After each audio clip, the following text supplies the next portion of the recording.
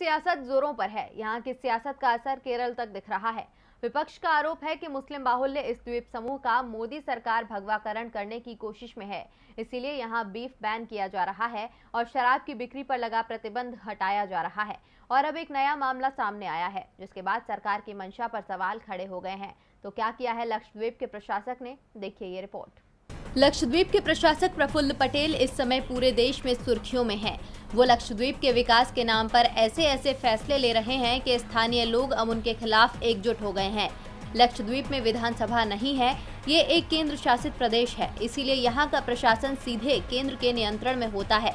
केंद्र यहाँ प्रशासक की नियुक्ति करता है और प्रफुल्ल पटेल इस समय यहाँ के प्रशासक हैं, जो पीएम मोदी और अमित शाह के बेहद करीबी माने जाते हैं। उन्होंने यहाँ जमीन अधिग्रहण, बीफ और शराब को लेकर कानून का एक मसौदा तैयार किया है। गृह मंत्रालय की अभी इस पर मुहर नहीं लगी है। गृह मंत्रालय की मंजूरी के बाद इस मसौदे को लक्षद्वीप में लागू कर दिया जाएगा। ये मसौदा तो विवाद में चल ही रहा था कि इस बीच अब लक्षद्वीप के पेड़ों का भगवाकरण भी शुरू कर दिया गया है। लक्षद्वीप में अब पेड़ों को सफेद और भगवा रंग में रंगा जा रहा है। जिन पेड़ों को रंगा जा रहा है उनमें लक्षद्वीप की पहचान माने जाने वाले नारियल के पेड़ भी शामिल हैं। इन पर अब भगवा रंग दिखाई देने लगा है। लक्षद्वीप के सीपीएम नेता पीपी रहीम का दावा है कि अप्रैल से ही लक्षद्वीप की राजधानी कावारत्ती और अगत्ती में पेड़ों की रंगाई का काम चल रहा है। पेड़ों को भगवा रंग में रंगने के पीछे केवल एक ही मकसद नजर आता है, वो है अपना एजेंडा यहाँ लागू करना।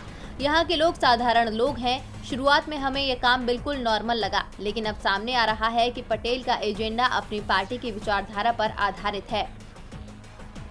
लक्षद्वीप के लोगों को तमिलनाडु और केरल से जबरदस्त समर्थन मिल रहा है।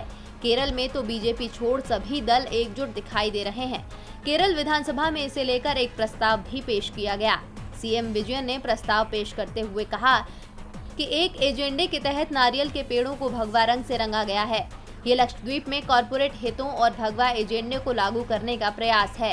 ये लक्षद्वीप में स्थानीय जीवन शैली और पारिस्थितिकी तंत्र को समाप्त करके पीछे के दरवाजे से भगवा एजेंडे को लागू करने की कोशिश है।